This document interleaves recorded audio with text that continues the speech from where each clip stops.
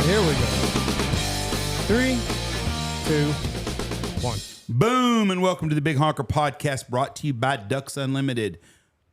I am Jeff Stanfield with the world-famous Andy Shaver. 85 years, they've been putting ducks back in the sky. 80 cents of every dollar you spend with Ducks Unlimited goes back into the ducks. Name a better organization. I dare you. The last 2 years, it put them to the test because I talked to Blake yesterday, and a lot of corn in western Nebraska is not going to make any dry land. He said a lot of the irrigated's even failing now, so we're going to need Ducks Unlimited more than ever.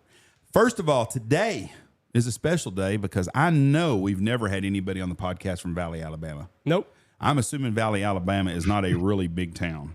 But with us today is a man who probably had a hard-on when Auburn ran the damn field goal back. MarDe Brooks. The kick six. Hey, what's up, everybody? Was that a great time in your life when Auburn beat Alabama and you watched Nick Saban look like he shit his pants on the sidelines? Top 5 moments of my life, probably. It was super incredible. Y'all gave the game away last year. They should have ran the ball. That's what it was. The guy ran the ball, and all he had to do was fucking run just down, and he ran out of bounds, and it gave Alabama some time left. Yeah, you can't do that. No. Not against that team. So when Alabama wins, you go to bed with a frown on your face. When they lose, you go to bed smiling, and you smile all the way till the next Saturday, don't you? I hate to admit it, but yeah, I mean, that's pretty accurate. It used to be a lot worse when I was younger. And I cared a little bit more about it, but yeah, it still hurts, still sad. I'm not disappointed anytime they lose, for sure. Who is the greatest Auburn football player ever? I'm going to have to say Cam Newton. That's probably going to make a lot of people mad, but I mean, I don't know of another college football player that affected the game by himself in a bigger way than what Cam did. We had a kid from Texas named Vince Young. I would have to take him over Cam. You said the best Auburn player. Well, I know that. I just said he said it hasn't affected college football. Yeah, he didn't say best college football, but Vince Young was incredible. One man on a great team, but one man, same as Cam Newton. Without them, they don't win 8 games that year, and Cam Newton's the same way. Absolutely. We don't beat Kentucky that year. I don't know if you even remember that, but we had to go about 95 yards on the last drive of the game, and it was a quarterback draw play, I think 11 plays in a row, until Cam finally just went all the way down the field by himself, toting everybody, and scored to win the game. He was a stud for sure. I still think in Auburn, Bo Jackson's got to be up there as the greatest, or one of the 2 greatest players ever from Auburn. Yeah, and for sure. Like, I would put Bo Jackson second, and Bo still probably the greatest running back to ever play at Auburn, for sure, and one of the best in the SEC or in the country of all time. But the most disappointing thing about Bo was he got hurt, and we didn't get to see what he would really do before his career was done. An amazing athlete. I remember when he caught the ball one-handed at Kansas City Royals, barehanded, caught outfield ball. Really? Caught it in one barehand and threw it in the same time motion. Just a freaking stud athlete. And Big Hunter, too. Yeah, if I'm not mistaken, too, his first at bat out there with the Royals, I think he put it in the upper deck just to show that he could. Yeah, he was a damn good. Hey, have you seen it's making its rounds on Twitter? I guess in the Little League World Series, a pitcher beamed a kid. Well, he did, too. In the head. Like underneath the chin. It could have been bad. It caught the kid's helmet, though. Anyway, kid goes to first base. And the camera's on the kid at first base, and he's shaking the cobwebs out. And he drops his helmet, and he goes to the pitcher's mound. The pitcher is just in pieces. You know, you got to think, a 12-year-old kid just socks a kid in the head with a fast, high, hard one, and the kid on the pitcher's mound is just bawling. And they're mic'd up, I guess, at this young age, and the kid that got hit's like, listen, man, no big deal. Like, just shake it off. And then the coach came out, and everybody starts hugging one another. That's good for sports. And then you got Deshaun Watson, and another thing, Deshaun Watson, the massage clinic or convention, major national massage convention is going to be in Cleveland this year. Well, he's a spokesperson. I can't believe it. Well, how about this? The judge who signed off on the Donald Trump raid was one of Jeffrey Epstein's attorneys. Well, and donated a lot to the Obamas, but that's not fuck them. Ooh. I'm telling you, fuck the government. I'm tired of that shit. Everybody's that way. Man. Did you think you're a hippie now, Jeff? I'm becoming hippie. Marty, I'm growing my hair out like you. Man, bring it on. We could use more of us. I assure you. I'm really switching sides. I'm fixing to get me a piece, and I'm gonna get me a micro chartreuse minivan, one of them old VW buses. You're just an old hippie now saying fuck the government. I'm telling you, this. You were just late to the party. They were trying to tell you this in the '60s, and you didn't want to listen. Well, I was an infant then. Yeah, I was a toddler then at that time. The movement that never took hold. I've tried really hard not even to not care. I try not to watch the news, and sometimes you have to. It's depressing. You know, I don't watch the news driving down the interstate, which is where I spend most of my time. And then I'm playing music or writing at night. But what a shit show, man! Like every time you turn it on, it is just one shit show after another. 1% of the country is fucking the other 99% of us. I'm tired of that shit. Absolutely. And it's hard. I don't watch the news either, but it sucks you in like 2 quarters of the damn weenie festival. I mean, they just get you every time. You don't watch it, you get pulled right back in again. I turned my cable off when football season ended last year. When Super Bowl was over, I turned it off. I turned it off in March. Andy's a tight fucker, and there's nothing on TV. But I had not watched the news until the FBI raid 2 nights ago. That was my first time watching the news, and I was like, "Fuck me." Sucked me right back in. Now I'm watching the news. I'm watching the 5 on Fox News, and it's not a good habit to be in. Since you're a musician, Marty, I got a couple musical questions for you. The first is a debate that me and Andy have had many times. Okay, you sing country music, right? Country rock. Country rock is what you sing? Yeah, country, southern rock, Americana. I don't know. You can put it in a lot of different places, but yeah. It's not this newfangled Luke Bryan bullshit. No, sir. It's the kind of shit I grew up with, Texas music and just country music. With some southern rock, outlaw music, outlaw Allman Brothers bands, Leonard Skinner. Here's my question: Andy tries to tell me we're going back to this is like a year-old argument. You ask him. Go ahead. I don't even know what argument it is. Who is better, Leonard Skinner or what's the band? The other band? I can't remember their name. Creedence. CCR. Well, who's better, Leonard Skinner or Creedence? Oh man.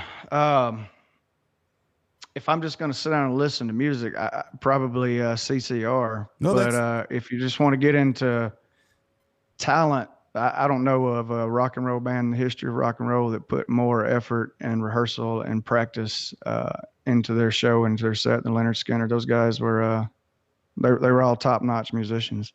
See, I say Leonard Skinner. Andy says CCR. I like CCR's music better. I'm like you. Like I've got to be in the mood. There's a couple Skinner song, Freebird. It's entirely too long, but if I just want to sit and chill and listen to music, it's CCR, like you said. Like you kind of got to be in a certain mood to listen to Leonard Skinner, in my mind. I think that's right. Well, go ahead. For me, coming from Alabama, everybody's like, "Oh, it's Leonard Skinner," and they're just labeled as an Alabama band, and I'm pretty sure they were from Jacksonville, Florida, and that's right. Not from the great state of Alabama, but. Man, growing up, it's just that's all you would hear. Like I've heard "Sweet Home Alabama" more times than I care to, and in fact, I can't stand the song anymore. A lot of times traveling around the country, people know where I'm from and stuff, and you get the wagon wheel request and the Freebird, but I do get the "Sweet Home Alabama" requests a lot. But so I don't know, maybe I'm a little jaded or whatever, just because of Leonard Skinner being forced down my throat my entire life. But yeah, if I had to listen to the two, I would choose CCR.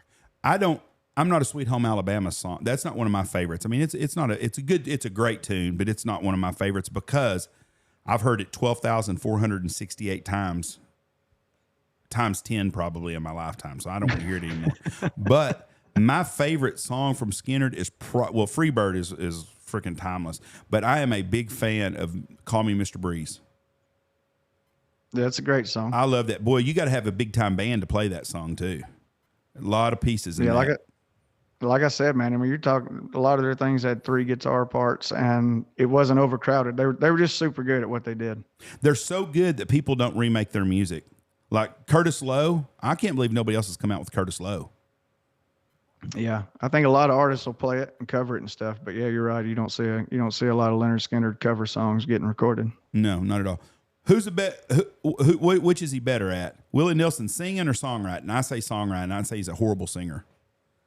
For sure, I would give the nod to the songwriter. But Willie's, Willie had a unique thing. It was a little different than anybody else, and I can't knock that, man. He certainly made a great career with it. Oh, Smokes a lot of marijuana too. No, he is a great songwriter. his voice Very is good his songwriter. his singing is not good. If he had to go sing against Ray Charles and they've sang together before, nobody would want to hear Willie Nelson. But he is a great songwriter. For sure. It's funny. We were watching that Woodstock '99, and my wife we watched it together, and she said, "Son of a bitch, Willie was old in '99." Willie was old in '68 when I was around. When I was born. Motherfucker's been old forever. Yeah, man. I hope that when I'm Willie's age, whatever that is, I'm not even sure, but he's pretty long in the tooth. I hope I can do this for as long as he has. That's for sure. It's got to be the pot. I can't think of any other thing. Willie's got to be the marijuana. Favorite quote ever is he's outlived his dick. Oh, really? Yeah. Well, Andy, I do hope you're right about the marijuana because I'm trying. I don't know if I can ever smoke as much as Willie, but I'm trying, man. So do you, when you perform, do you smoke before you perform, or do you have that? Are you that professional, or do you try to do it whenever you're writing? No, well, so just a day in the routine of MarDe Brooks. Usually I wake up in the morning or the afternoon, depending on the night before. You're a rock star. It's legal. First thing you got to do is get your mind right. So I usually pack a bowl right out of the bed and start the day that way. So yeah, man, I smoke when I write. I smoke when I play. A lot of people have a routine. I'm a pretty hard singer. My vocals is probably the strongest part of my performance. And but I found that if I just stick to my daily routine and do the same things on Friday as I do on a Monday, that everything just feels in place and feels normal. So I don't have any special drinks or any special rituals other than just my daily routine. You know, I drink whiskey, smoke weed, drink beer, and I set a bottle of water up on the stage just because it looks professional, I guess. I don't know, man. I don't usually drink much water. Do you think guys like Merle Haggard got cheated back in the day when they couldn't smoke marijuana and they couldn't have this conversation you had on a radio station? Well, I certainly think they still smoked marijuana. No, there's no doubt about that. They just couldn't talk about it and be open and honest about it. But I do appreciate that about these times. I think most people have come around and realized that marijuana is not the devil and it's not killing anybody. And for me, keeps my mind right. Yeah, you're having a conversation with probably the most conservative person in America when it comes to pot, because I've never had any in my life, but it doesn't bother me. But when I was growing up and stuff, and I'd go to a party and everybody's doing that, I'd leave. I thought, I ain't getting in the middle of that shit. So I'd just leave and stuff. So I guess that's pretty square in that way. But I don't care what someone does. Well, you also come from the Ronald Reagan era where it was, like he said, is the devil. It's the worst. It's the worst thing. This is your brain on drugs and show some eggs fried in a frying pan. Yeah. I mean, they were the kid to. catches his dad smoking crack and Yeah. Yeah. But you know, the government did a wonderful job of scaring the shit out of people. And what's funny now is you're seeing a psychedelic reemergence, because if you look at the history of psychedelics, they were using this shit a long, long time ago. If you look at the early Christian church, there's signs of psychedelic use in the early Christian church, and it's reemerging. So that's going to be the next thing, is psychedelic. Yeah, I'm so glad you brought that up. I don't know if you guys have seen my logo, but my name is surrounded by psilocybin mushrooms, and there was a purpose to that. And it wasn't just like, hey, do drugs and screw your life up and that kind of thing, like what we were raised on. But I've done extensive research. I've eaten a lot of mushrooms, and you asked earlier about writing and stuff like that. That is one thing when I do sit down to write. If mushrooms are available, I will eat the mushrooms before I write. But I've done a lot of research on it, man, and I know there's a lot of people out there that don't know a lot about psilocybin and stuff. But yeah, prior to 1947, it was the #1 treatment for mental disease and mental health. Right. And if we were just being truthful with everybody and not scaring the world and not fear-mongering everyone, there's probably a lot of people that would be around today that psilocybin would have changed their life and kept them from doing something that they couldn't undo. Well, so I'm very much for it. And all I ask of people though is just, I'm not saying, hey, go eat mushrooms today. I'm saying do your own research and check it out. But there are benefits, man. It can actually increase your IQ. And as far as I know, that's probably the only drug that can do that. Well, I know some dumb fuckers need to get on that shit then. But it can cure depression. It can improve your mood, especially if you're microdosing. It improves your mood. It fights addiction of every shape and form, whether it's alcohol, drugs, gambling, cigarettes, whatever. Yeah, man. I'm scared to take them though. Why? He said to increase your IQ. Oh. That would not do me any good to get much smarter. So when you take psilocybin and then you're writing music, what is that like? Is your mind just, because I've not done any mushrooms. Right. It just first it enhances your overall mood. Now again, anything in excess can be bad. And sure. If you eat a bag full of mushrooms and you're in a great mood, then you're going to have a great time and things are going to look really pretty to you and your mind's going to be thinking about all kinds of things. But if you're in a bad mood and you eat a whole bunch of them, it goes from enhancing your mood to taking you down a darker path, whatever, because you don't necessarily have control once you, again, I mean, you can drink a whiskey drink or two, get relaxed, sleep at night. You can drink a fifth of whiskey and it's a whole different story. So, right. Everything in moderation. But when I take the mushrooms, man, it just, it opens your mind up a little bit. You feel good. You feel more relaxed.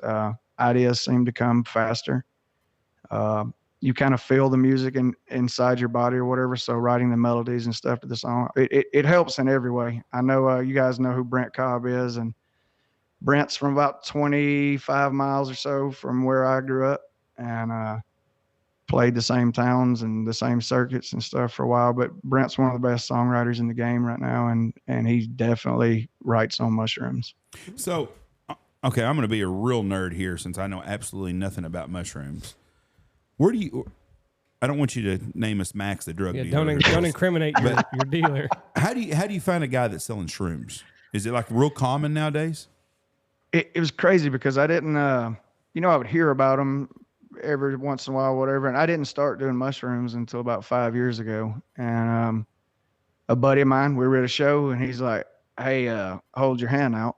And I did. He drops a few mushrooms in my hand. And I looked at him, I said, shit, man, I have a hard enough time remembering the words of songs I wrote as it is. I don't need to eat psychedelic drugs and go up there. This will be a train wreck. And he's like, no, just trust me. And so, me being MarDe Brooks or whatever, I said, what the hell? And ate the mushrooms. And 20 minutes later, I felt like I was on top of the world, man. Like music had never felt so good to me. And I feel like I probably had the greatest performance of my life in some really shitty little smoky bar that night.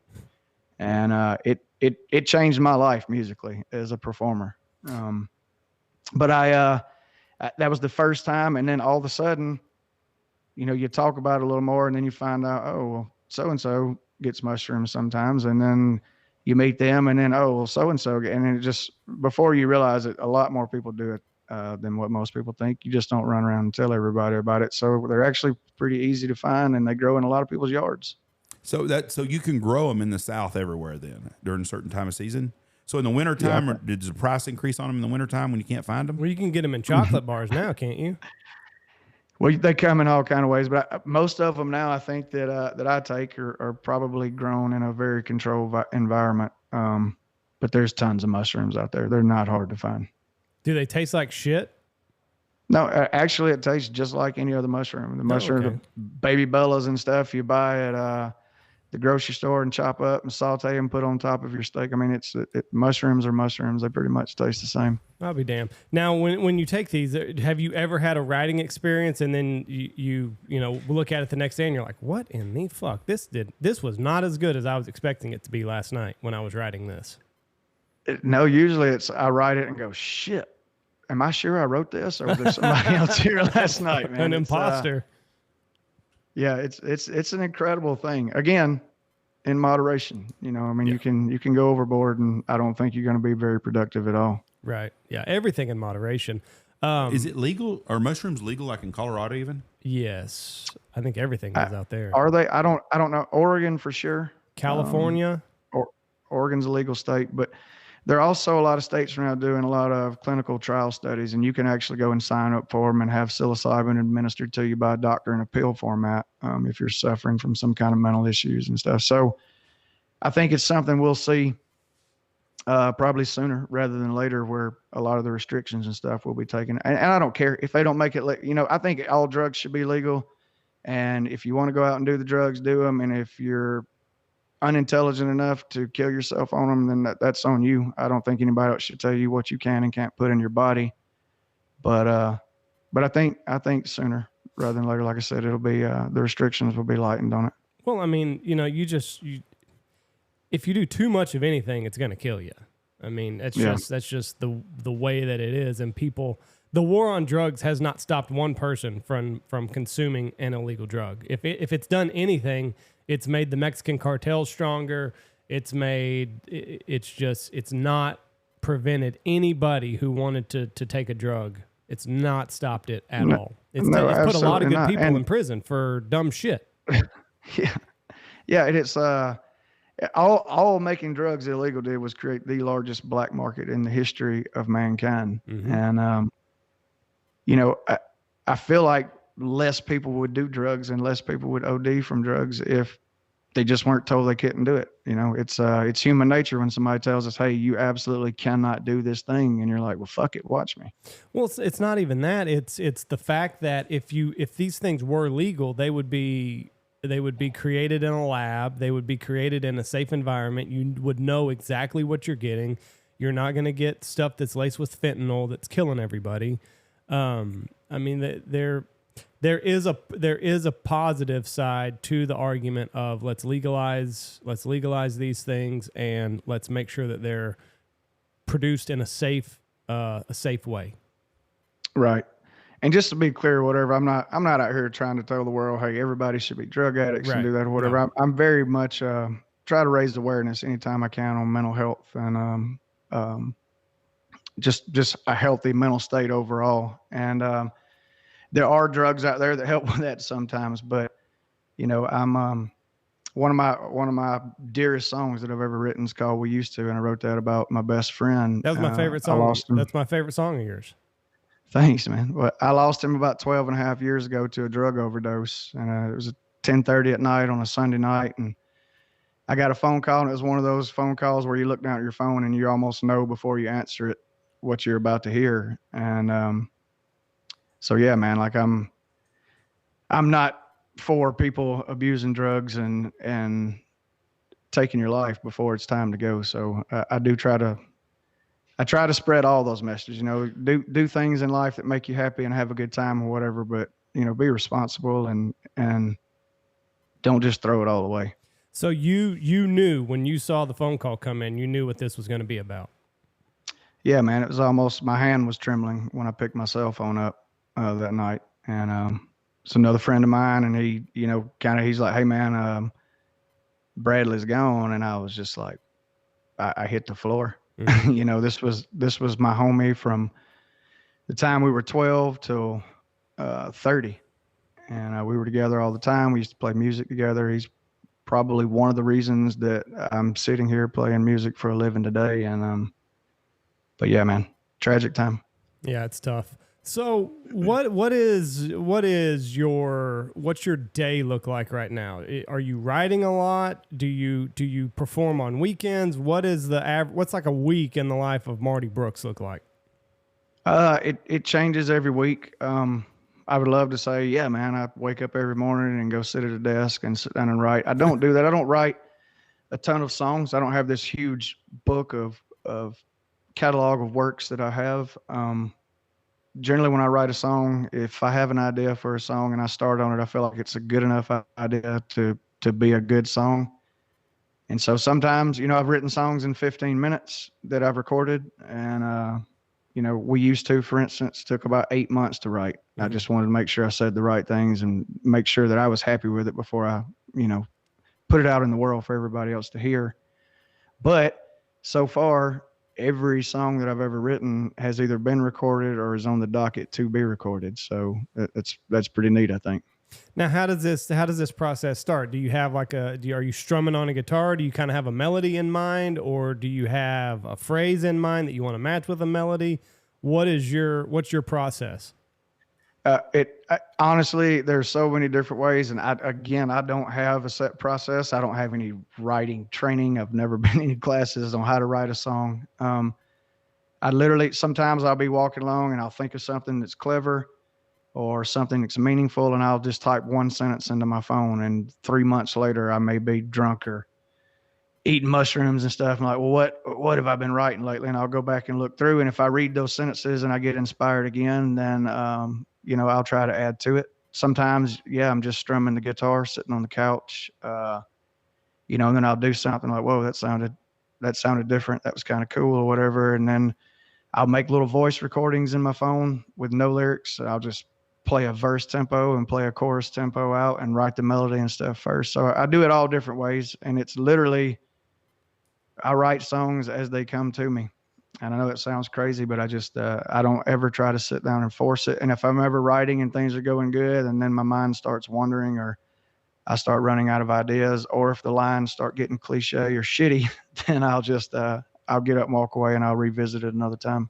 Yeah, because there's a fine line that you're having to walk right now, because you're kind of this outlaw country type thing, and you don't want things to come across as like you said, cliche. That wouldn't be good for MarDe Brooks.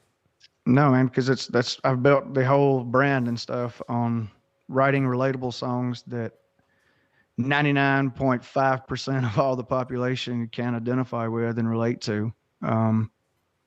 So yeah, man, I just like I said, if I'm gonna sing it and put myself out there and be that vulnerable, then I have to be proud of it. And cliche lines like I'm not gonna say anything about my Chevrolet truck gate or my or my Bud Lights or any of that stuff in the song. And I love beer. Yeah, don't even mind Bud Light. It's not my favorite project. By the way, hold on, let me finish this thought, but then I want to go back to the beer real quick, Andy. Okay.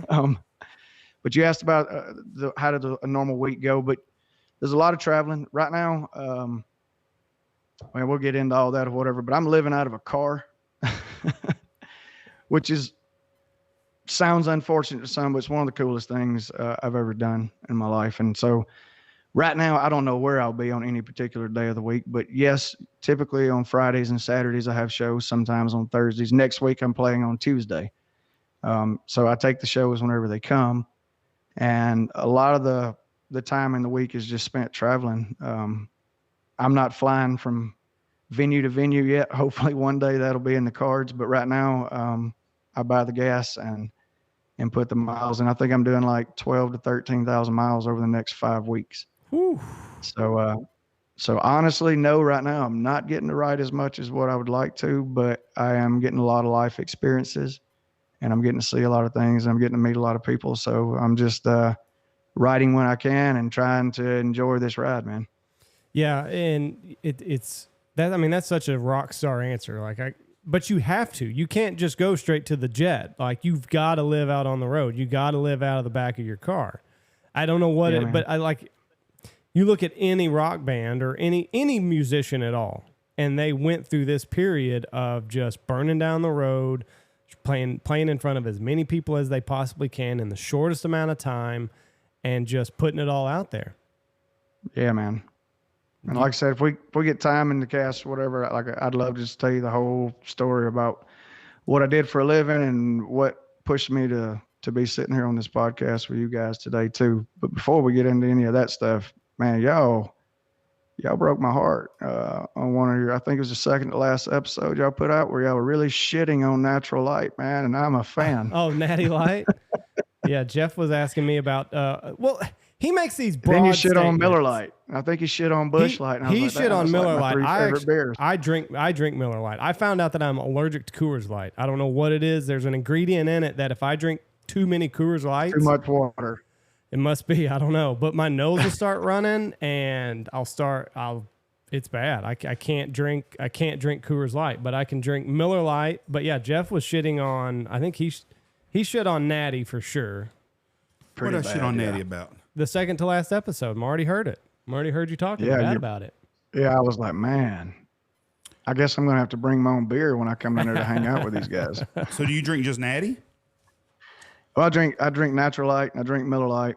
And man, when I got out to the Midwest, everybody was drinking Busch Light, and I'm gonna be quite honest with you, I'd never even had one before. It's a pretty good beer. It's not bad. I've drank several 30 packs in the past few weeks. Several 30 packs. It is not bad. It is a lot better than I thought it would So be. you drink Natural Light on purpose? Absolutely. Well, you are a up and coming struggling musician, so I'll cut you a break for that. I'm Right. not. Well, you know, I do have to drink on a budget often now. I don't know if you heard me say, but I'm living out of a car right now. Yeah. I'm not a beer snob because I'm not much of a beer drinker. I am no fun at all, other than I've got a great beaming personality. That's it. I mean, that's all it is, because I'm not a drinker. I don't do drugs, but I have some damn good drunken druggies I grew up with that loved having me around. But I just was, at least I was always I had a little bit of common sense to me, and I could drive. Hey, that's a win. And I honestly don't understand why people don't want to hang out with drunk people, because a drunk woman is a lot more fun than a sober one is usually. So there Yes, you go. they are. So there you go. Sometimes. You Yeah. see that Sometimes. first. You see that firsthand.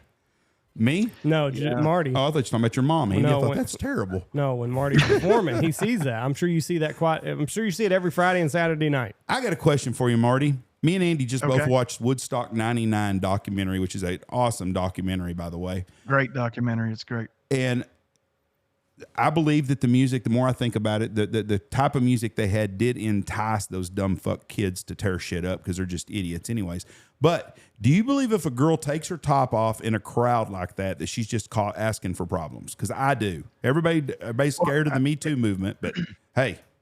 Well, I do think you're asking for problems. I'm not condoning the actions of the men that groped them and did other things to them. Like, you should have more respect for another human being than to do that. Correct. However, you look at the setting, and these people are a different level of fucked up out there. You know, it's Yep. that was one of the biggest parties of all time, and so people make bad decisions and they don't use the best judgment in those situations. So again, I don't think a woman ever asked to be raped or anything like that or whatever. I do think that sometimes if you use a little bit of logic and common sense, you can be like, you know, I really don't want those guys putting their hands on me or in me or any of that stuff. So I probably shouldn't get naked and go crowd surfing across a sea of 200,000 drunk men. See, that's how I feel. It's kind of like a lady that works at a strip joint. If you work at a strip joint and a guy slaps you on your ass, I'm not condoning what he does, but I'm not shocked. Right. Well, Yeah, you're not going to go over there and give him a high five, but you're not surprised. Yeah, no, it's kind of like in church. Now, if you're on the third pew at the First Baptist Church and somebody slaps your ass when you come by, I'd be shocked. That's not the time or the place. You're like, wow, that one really took me off. That one took me off guard. Wow, that guy's a player. He got game. It's bad. Or blaming the bison that's in Yellowstone that mauls the person that's too close that's taking pictures. Like, you're putting yourself in a terrible situation for something very, very bad to happen to you. Yes. Right. So the moral of the story is people out there listening, use logic. It'll get you through a lot of things. Yeah, use your head and don't and yeah, exactly. I would have said before Squad Fest that not very many of our listeners are going to be removing their clothes, but we had a lot of women that come and talk to us at Squad Fest. And so, ladies, if you're listening here, don't remove your clothes. If you go to New Orleans, don't try to get beads, and then don't be surprised if some guy touches you or says something inappropriate to you. Not saying that he has a right and you can't slap the shit out of him, because you can, but don't be shocked. I felt bad for Sheryl Crow. I felt bad for Jewel. Show me your tits. Calm down. all of that. But and back to what you said, Jeff, the music causing the people to act out and act crazy. Man, I disagree with that big time. And here's the deal. I've seen. I'm not a Limp Bizkit fan. I'm not a Fred Durst fan, but I have seen them in concert, and they do put on a hell of a show. It's very high energy. He didn't write the song "Break Stuff" to go play Woodstock and close with, whatever. That was his most popular song, and it's a song that he closed every set with. They've done it thousands of nights in venues all around the world, and most of them didn't get destroyed.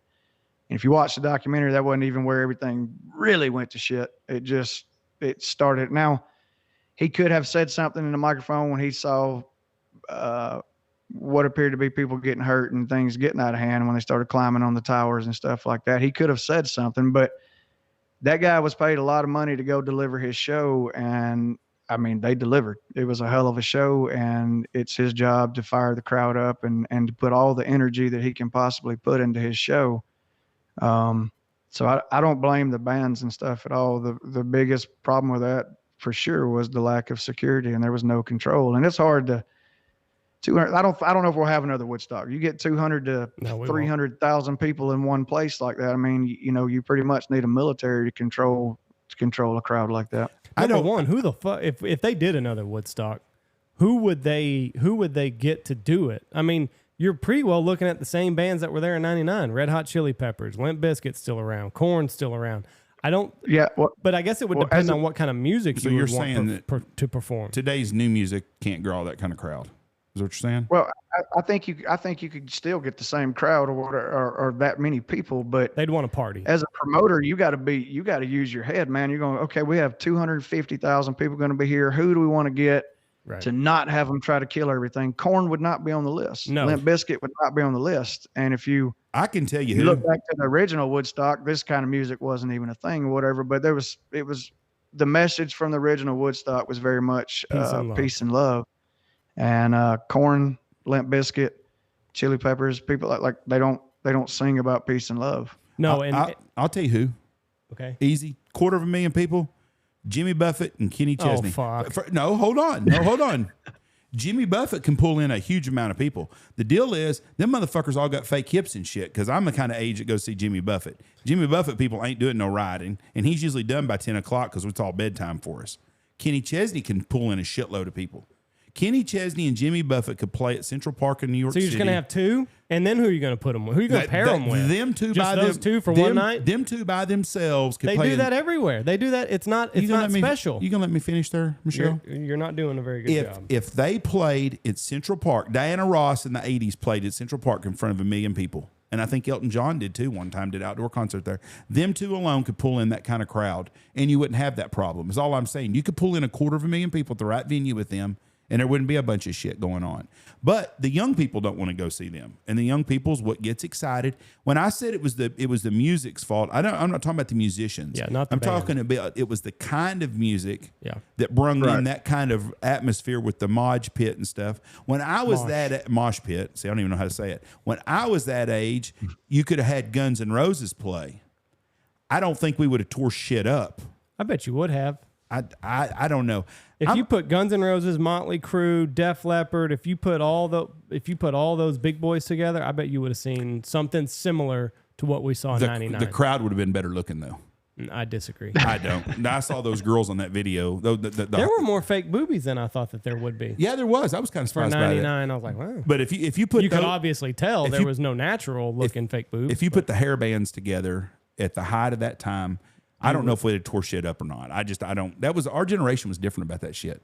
I mean, I can't say yay or nay, but I think you would see something similar because it is this fucking guttural, visceral. Let's get amped up about things. I'm gonna ask you. Yeah, there was a Guns N' Roses and Metallica tour that those two bands did together one time, and they were alternating who would be the opener and who would be the closer. And Metallica did their show, and I'm trying to remember which city this was. I'm sure we can look it up, whatever. But there was a Guns N' Roses tour with Metallica. Metallica played first, and Axl Rose was apparently there at the arena, but just decided right before the show that he didn't feel like coming out. He's an that night. asshole. And if I'm not mistaken, 6 people lost their life. Yeah, there. that was a bad night. And was that in Germany though? I'm looking. I'm trying to find it. I'm trying to remember, but Maybe they Stuttgart, rushed Germany, the or stage. Berlin. They tore the stage. Like it was a shit fest. Axl Rose was a total worthless fucking human being. But I'm telling you right now that if that band would have stayed together, could have been the greatest rock and roll band of all time. So talented. 100% agree, man. Wow, what a voice! That November Rain, what a great that ended. What it a was great. It was in Canada on August 8th, 1992, when it was in Montreal, I guess. I knew it wasn't in the States somewhere. And that was another thing that pissed everybody off is on Woodstock 99, when the Chili Peppers ended, they thought that there was going to be some big band that comes out and just brings the house down. So like all week from Friday night, they had been hearing like, did you hear this? Like Jimi Hendrix, or he's going to come back from the dead. And he's going to play. Yeah, we're going to like, raise him up. That would be a hell of a last act if he'd come back. Or Prince is going to come out and he's going to, like, they're not advertising it, but Prince is going to come out after the Chili Peppers. So there was already this buzz going around, like Chili Peppers are going to get off and then somebody's just going to come in from the heavens and just rock our world. And then the Chili Peppers left, and they told everybody good night, and they put a holograph of Jimi Hendrix up there. And everybody's like, what the fuck was this all about? hell breaks loose. All hell broke loose. From that We've moment been on. drinking shit water for days. Everybody's sliding in what they think is mud and human feces, and there's no water to drink in the whole facility. Yeah, what a shit show. The amount of trash. It was just, the whole thing was terrible. How do you think Prince would have went down there? Prince was damn good. We've had this argument before. We both, he's great. There's no doubt about it. One of the best guitar players ever. He's good. But could you imagine him following that up? I mean, I just don't know if they would have been. Oh, he was a stud. I think he'd have got up there. They would have had to strategically place him. But I will say this about Prince, and I never got to see him live personally, but he was a master musician on over 20 instruments. And I don't know, just based off video, based off of articles that have been written throughout the time of his career and stuff, I don't know if there's a better performer / entertainer in the world than Prince. So an entertainer like that has an ability that can't be taught, and I think he could have probably taken control of the crowd, and it would have been a phenomenal show because he's just an incredible entertainer. He was damn good. He's not Eddie Van Halen on a guitar, but he's damn good. I tell you what I like. I love this. I like to go to YouTube late at night when everybody's asleep, because I edit podcasts at night, so a lot of times I'm up till past midnight. I'll go to YouTube. Marty's just getting out. Yeah, you're just. Yeah, I just woke up sometime. But I'll go to YouTube and I'll type in, like, Prince does a cover of the Radiohead song "Creep," and that motherfucker shreds that guitar. It is the most. It is. I love seeing artists play other people's stuff and putting their own spin on it. And if they especially like do it acoustically, or where it was Prince and he just had his guitar and he's shredding it. Oh, I love that. And I don't know what it is about it, but that's what, late at night, if I'm still up, I'm probably on YouTube looking at people play other people's shit. Yeah, man. He's incredible guitar player and a lot of other instruments too. Like I said, he's one of the best ever. What's your favorite band of all time? Man, I get this question a lot, and I don't know that I just have one specific favorite band. I grew up listening to 80s hair music, all the hair bands. Poison was my favorite band when I was a kid. I can't say that Poison's my favorite band now, but there's so many people that have been influential. Led Zeppelin, I mean, just the way that they changed rock music. Never thought we would have Poison and Led Zeppelin in the same sentence. I very much grew up a rock and roll guy, though. And then somewhere in my teenage years, I actually switched over to rap. I was a big Eazy-E fan, and Dr. Dre, and I had all the NWA stuff, and Rat, and now NWA. We are going from one side to the other side now. Yeah. Well, I mean, this is I'm a conglomeration of a lot of things, man. And but yeah, I got into the rap phase for a little while. I think it was just more of a rebellious thing, but you know, and then 90s country came out. You know, I was a huge Garth Brooks fan, and Alan Jackson, and all that stuff. Randy Travis, man, I love Randy Travis. But all that was going on, and then I kind of slid back into rock and roll, and that's when I first started my first rock cover band, and we did that for about 11 years, and we were doing everything. Metallica's up there. Let's touch on a few of these real quick. You said Poison. What's your favorite Poison hit? I like the song about his friend that commits suicide, and I can't think of the damn name of it right now. Every Rose Has Its Thorn. No, it's not Every Rose Has Its Thorn. No, I'm telling you my favorite. Oh, okay. I said that, but it's not Every. What is the name of that song? Talk Dirty to Me? No, fuck no. Something to Believe in. Something to Believe in. Great tune. Yeah. Great Something to Believe in is good. Nothing But a Good Time probably was it for me. That's a fun party. That is 80s rock and roll hair music shit right there. Because every group had songs just like that. Rat, Won't You Lay Me Down, and Round by was Round and Round, wasn't it? That's a great Round and Round. That's Warren, isn't it? No, that's Rat. Warren Look at me. I don't even know. Warren's big. I do know that Warren did Cherry Pie. Cherry Pie was their big song. And Bret Michaels dated that lady, the girl that was the model on that. Did he have a sex tape with her? I hope he does. I'd like to see it if he did. She was good looking. I feel bad for Bret Michaels because he had one with Pamela Lee, and then Pamela Lee had one with Tommy Lee. That was the micro version. Yeah, like now all of a sudden, like we're seeing their junk compared side by side, and Brett did not fare too well in that exchange. Did you watch Pam and Tommy Lee, the series? On Hulu?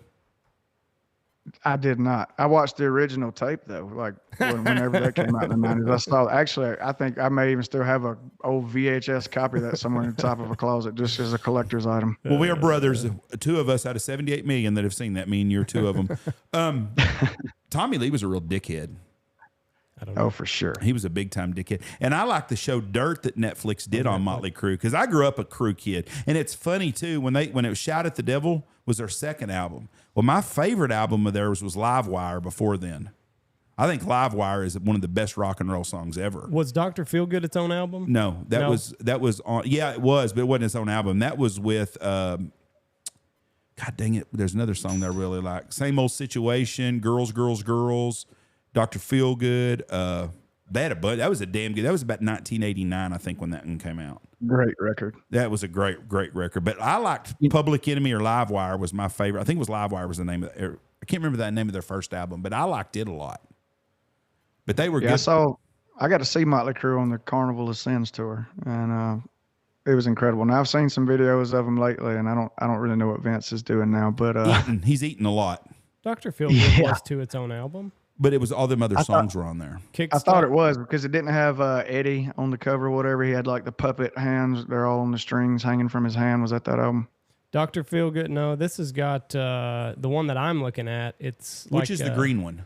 Dr. Feelgood. Okay, that's got Same Old Situation on it. That's a badass song. It's got Kickstart My Heart, Same Old Situation, Dr. Feelgood. That's the only ones I see. Sticky Sweet. Never heard of it. It's good. She Goes Down. Sounds good. Sounds like a great song. Which one's My Michelle on? That's a great tune. Maybe Girls, Girls, Girls. No, I think it's before Later? that. I think it's before. Before That is Theater of Pain. Have you ever heard that? Might be on Theater of Pain is the one you're thinking about that had the mask, I think, on it. Is My Michelle on there? No, My Michelle. That is a damn good tune, I'm telling you. Have you heard it? I'm sure I have, but I'm not familiar with it. Her mom was into porn. Her daddy was a drug dealer or something, blah, blah, blah, blah. My Michelle. It's a damn good song. It might have been on it might have been on Livewire or the Devil Shout at the Devil one. I'll look at it this way. They were a great band, though. Back in the day. For sure, man. Really, really good band. What's sad is... My Michelle is Guns N' Roses. God, that's right. Damn sure is. Dickhead. Sorry. That's a good song, No wonder though. I couldn't find it. But all the listeners is like, this is why this is a waterfowl podcast and not a music podcast. We are disclaimer. We are not musicians. We talk music a lot, though. We do. Well, it's a great equalizer. Everybody listens to music, and different things touch people in different ways. I'm kind of like you, though. I can listen to everything, and I'm happy. I'm just as happy listening to Eminem as I am Turnpike Troubadours. Like, I like it all. If it's good music, I don't care. Who's the greatest rap artist of all time? Eminem, because he cannot say the N-word. You white guys all say that. He can't say the N-word. He's got a handicap. I was actually riding down the road listening to that, and I was having this conversation with another musician friend of mine. But the guy's just crazy talented. Yes. And the way he can roll lyrics off. But you know, one thing I respect about him so much, like this guy, like read his lyrics and stuff, man. This guy is an incredible songwriter. Mm-hmm. And but the way that he writes and what he's actually saying, and you know, he's using words and not sounds to make rhymes and stuff. He's and the most fluid rapper, I think, in the history of rap. Like he's the best. Didn't him and Elton John do a collab on the Grammys or something one time? Probably around the same time, like 98, 99, right then. Everybody was coming at Eminem for being anti-gay because he says faggot in his music, and Elton John's like, hey, let's do something together. We need more of that, though, because you can have opposing views on something and still be friends. Eminem's not anti-gay. He just put faggot in a lyric. But what I'm saying, I watched a movie with Brad Pitt last night. He said faggot. People are too sensitive is what I'm saying. And Elton John's like, listen, slow your roll and let the kid have his time. And then it was very good. And Eminem's good. I'm a very, very amateur rap guy my whole life. I grew up with the Sugar Hill Gang or whatever, it's Rapper's Delight, you know. That was the first rap song, you know. But Jeff and I have talked about this before, but there's something like when you listen to So if you watch a scary movie, say Halloween or Freddy Krueger, you see all these things. You see the guy putting a butcher's knife through this chick's heart, and that doesn't give you an icky feeling. But when you listen to Kim by Eminem and you hear him strangling her at the very end, you're like, oh, fuck. This is I don't know. What's that about? His wife cheated on him, and he wrote... he didn't like it. He did not. Yeah, he was not a fan of it. Would not recommend it. But he wrote. It's titled Kim, and it's him going Killing through her? the whole process, putting her in a trunk, duct tape, and then dragging her ass out into the woods and strangling her. So she really did cheat on him. Yes. Are they still together? No. Okay, I well, don't you have to believe ask these questions. They've been sometimes. back. I think that song's like 99, and I think they finally broke up in like 2010. So They have kids together? yeah, So she's banking Haley. still. Haley Jade, So I don't know. My favorite song of his is probably his most, Lose Yourself. Lose Yourself, which is probably his most publicly, probably the biggest hit he ever Probably had. where he went mainstream. Wouldn't you Yeah. say, Marty? Yeah, I think that's probably where it went over the top. I mean, let's face it. He was brought in with Snoop Dogg and Dr. Dre, so it was a pretty quick climb to the top for him. Snoop Dogg's my favorite of all time. He's my least favorite. See, I like him. I think but He's I got a also couple good songs, but- when I was younger, in my early 20s, that's when he came out. You go to a nightclub at nighttime, and that's what was jamming all the time. Right. So you grew up listening to that, and you like it. Everybody loves that old song. You're always 16 in your hometown. I drove through my hometown last night. I'm 54 fucking years old, and I was driving through the town, and I was listening to. God dang it. 17. It's 17, by the way. But It's okay, 17. Well, it was 16. But I was listening to some Hank Williams Jr. is what I was listening to last night. And Family Tradition came on, and then Kalijah. And I drove that same road 1,000 times in my life with a tape deck on, listening to that kind of music. And it made me think about that. I thought, boy, this town's went to shit since I left. but not it's near as fun. I was at a gas station today, and a guy pulls in. I'm not shitting you. And like a red IROC Z. You guys remember those cars? yeah, that was He pulls those in were when I was with a new. red IROC. There's T-tops. You got to see this whole thing, whatever. And it's a nice car. It's got the brown leather seats and stuff in it. And this guy has on a reddish leather jacket, and that doesn't look like Michael Jesus. Jackson's jacket, but it's pretty damn close. I'm embarrassed for him. Certainly he has a mullet. He has his hair full of some kind of shit, and it's slicked back. He just looks ridiculous as fuck or whatever. And I shit you not, he is blaring "Beat It" so fucking loud, like, and everybody at the gas station is just like, "Holy shit!" What year was that? Like 1985. What year were I don't we in, know. man? Beat It was 1983, I think. 83, 84. There you go.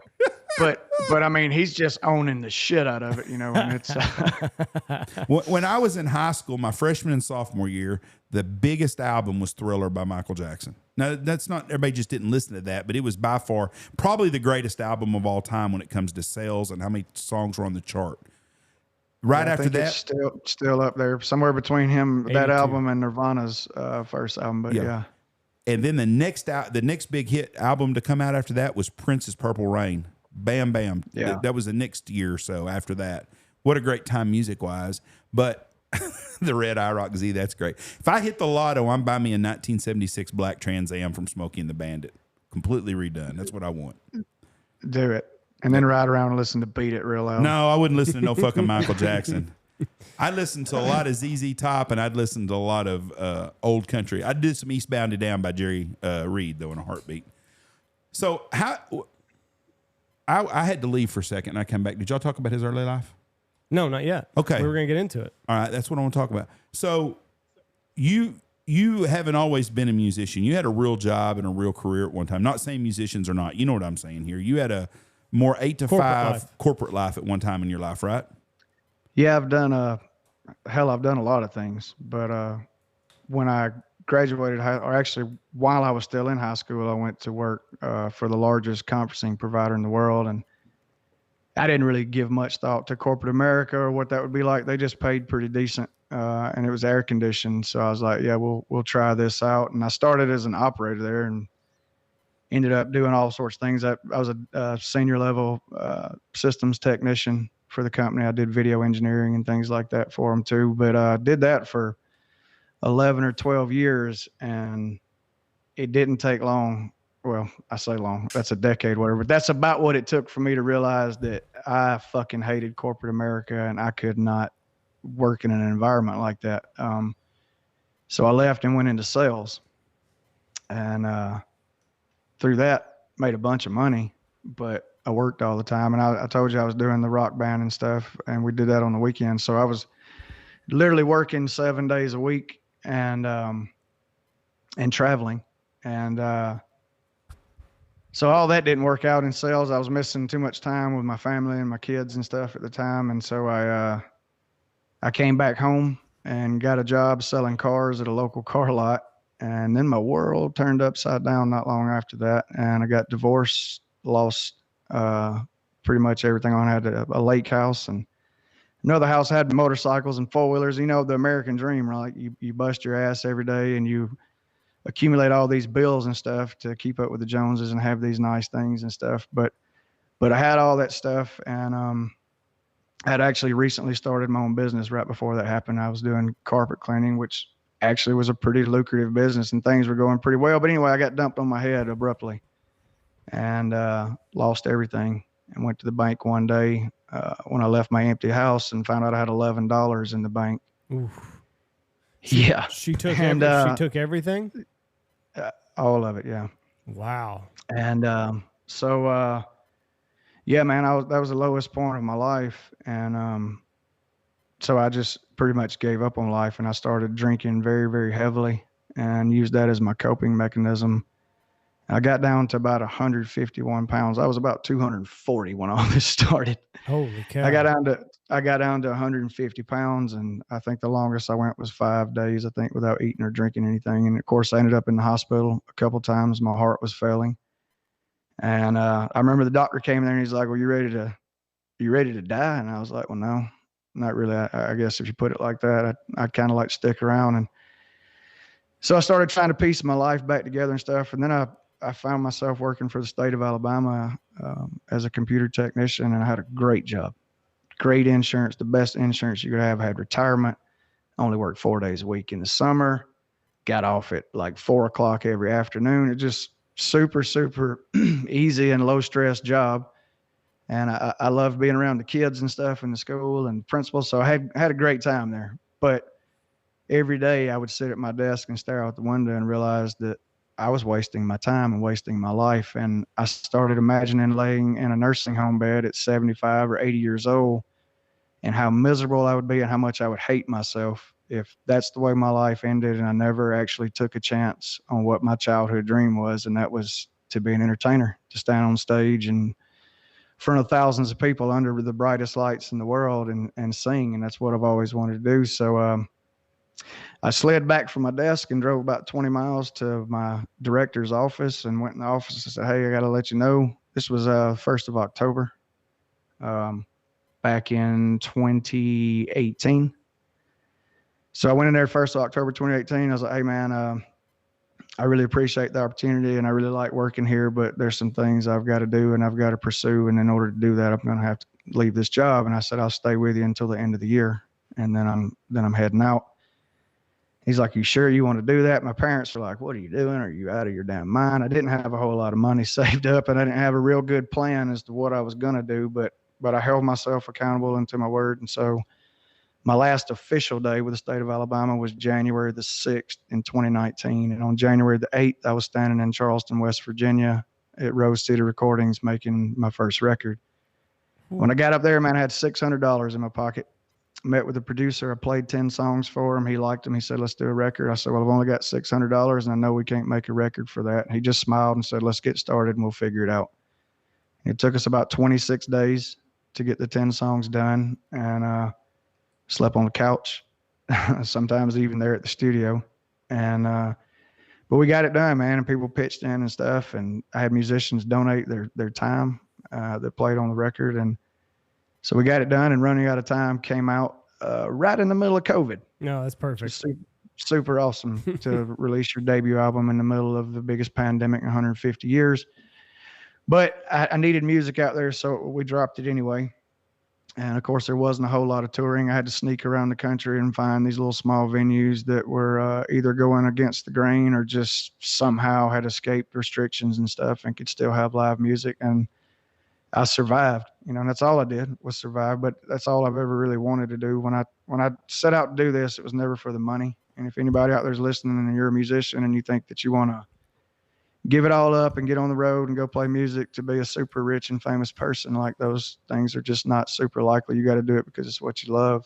But yeah, man, I kept persevering, and obviously shows came back and stuff, and kept running around playing these little shitty dive bars and Mexican restaurants. Sometimes just whoever would listen, whoever would pay me money to play music. And things just kept picking up, man. And I found myself in Muscle Shoals, Alabama this January, recording my next album. And I'm pretty damn excited about it, man. This is some next level shit that I'm about to drop on the world. And I can say that I've been working, and I think the music will show that for sure. So Muscle Shoals, Alabama, are you at the same studio that Leonard Skinner and them went to?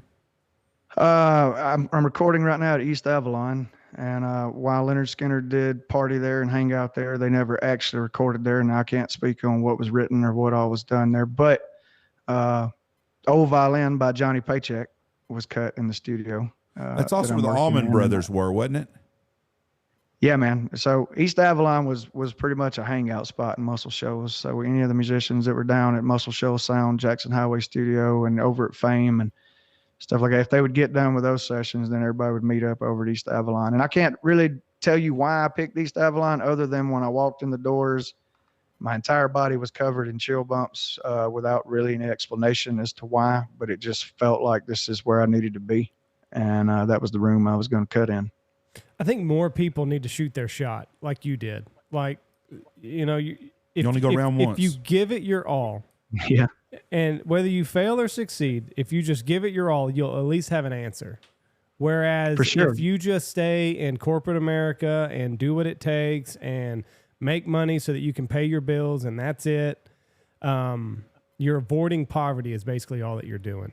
But if you'll shoot your shot and just let the chips fall where they may, at least you'll have an answer. And at least you won't have to go into that nursing home saying, you know what, I always wished that I would have done this and I didn't have the courage to do it.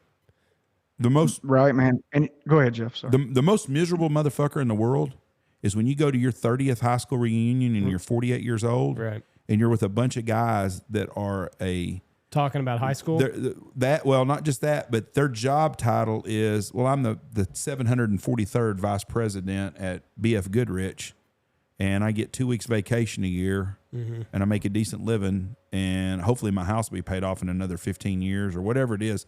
They don't have nothing to, they don't, like you just said, their whole life is encompassed in trying to get enough money they can save up to retire. They work their whole life to get to retire so they can live making less money than they made working and not have anything to show for it.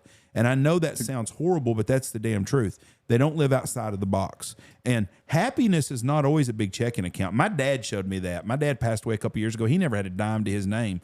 But do you know anybody that was happier than my dad, Andy? Mm-mm. Because he lived outside of the box.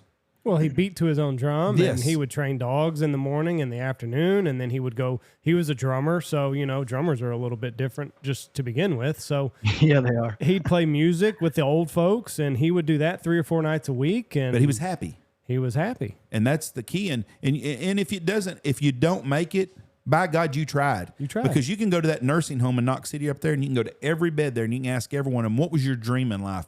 And there ain't one some bitch that says, I want to sleep in a soiled sheets in Knox County nursing home when I get old. That's not what they wanted to do. They wanted to do something with their lives. And like you said earlier, you love making music. You love performing. You love that. Right. So you are living your dream. You might not ever make it to where you're flying around in a private jet, but you are living your dream. You're doing what you wanted to do.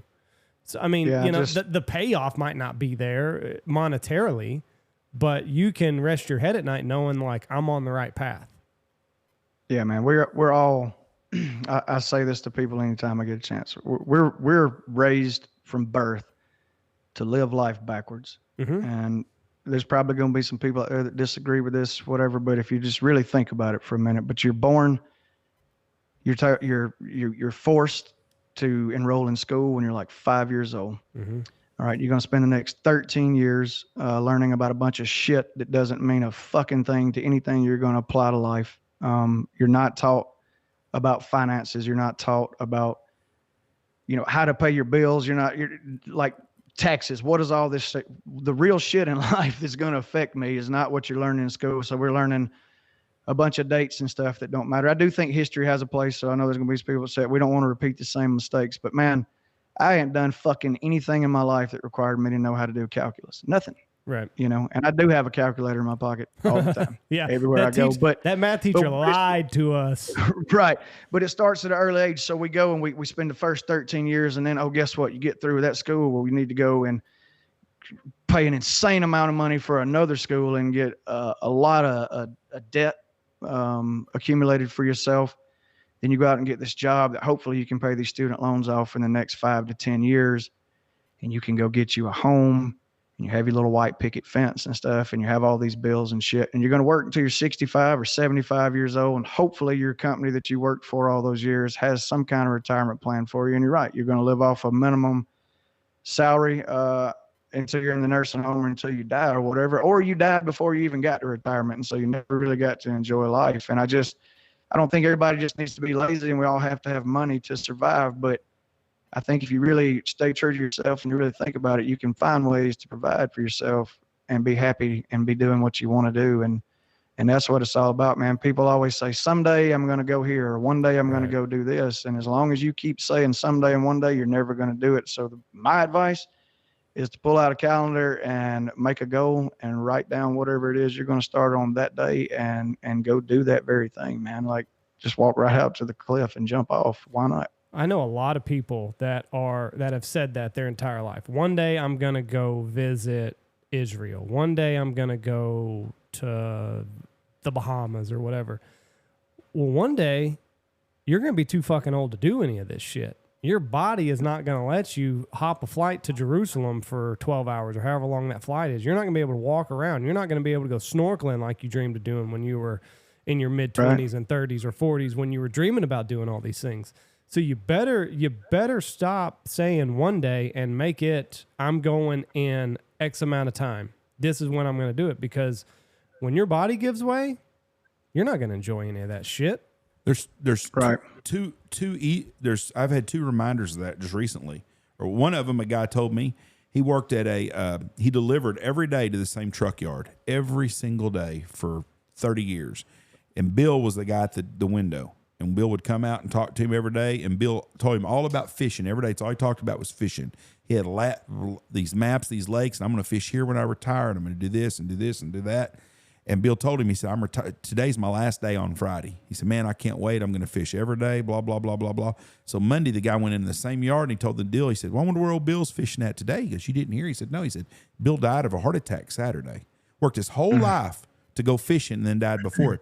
And another example is Ashton Kutcher. Did you see what's wrong with him? Couldn't walk or he talk can't. He's got hear? some debilitating, or how that verticulitis, some disease, and yeah. He can't talk. He can't hardly walk no more. I don't know if he's shitting his pants and having to have nurses or whatever. But here's the guy that had it all. And it can change just like that. So go live your life and do stuff.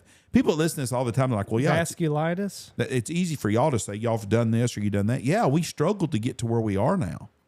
And it's not easy all the time. And it still isn't. Cash flow up and down, up and down, up and down. But you got to go take a chance. If you like something, and it's not for everybody. Not everybody. Some people like stability. Yes, a lot of people like that security of. I've had a lot of buddies I knew that did this business and the hunting business have gotten out, and it's like, man, I just like working for somebody else. I know how much I'm going to make each week.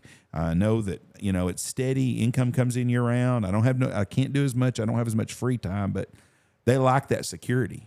But I think if you look at, like we had talked about earlier, we talked about mental health. If you look at the skyrocket, the major uptick in depression, I think it's because so many people are just on this hamster wheel of being not in a good mental state of where they are in their life. And they work a job where the best part of the day is going to be when they can go take a shit on company time and watch somebody else on YouTube that's actually living their dream.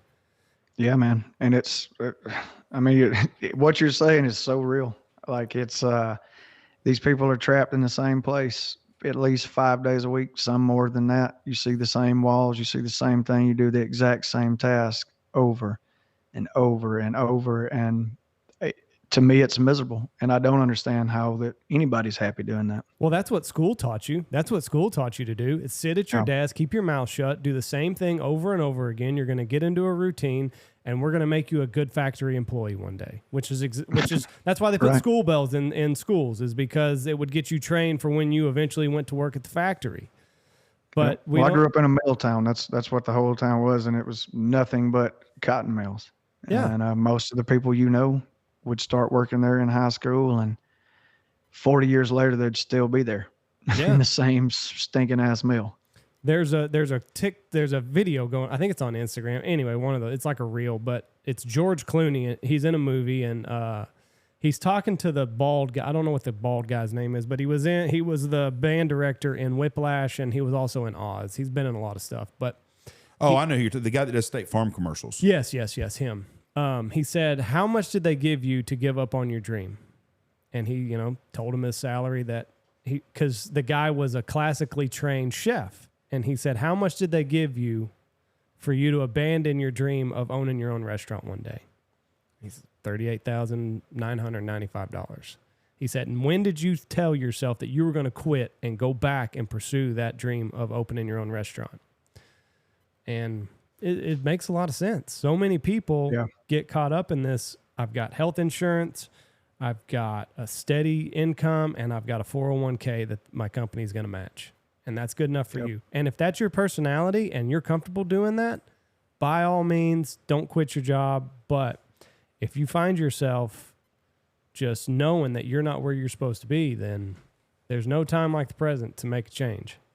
Yeah, and you're the only one that can do it. Like I said, you write the date down on the calendar and you hold yourself accountable to that date, man, and go live your dreams. So, Marty, what's the what's your goal? 15,000 people coming to see you every night, or just getting to play music every night and make a living? Well, people ask me all the time, man, when will you feel like you've made it? What do you define as successful? And to be as frank and honest as possible, it's Wednesday morning, and I'm on a podcast talking about music and life and stuff. I play music for a living. So for me, I'm already successful. Doesn't mean I'm rich, because I'm not. Right. My living situation would be different if I had a bunch of money. But I don't know, man. If I never get to fill up a stadium, I don't think that's going to be a negative or bad thing, man. But if I can, if I'm selling 250 to 750 seats a night in theaters and stuff, and I get to share my stories and people get to hear my music, I'd be perfectly fine with that.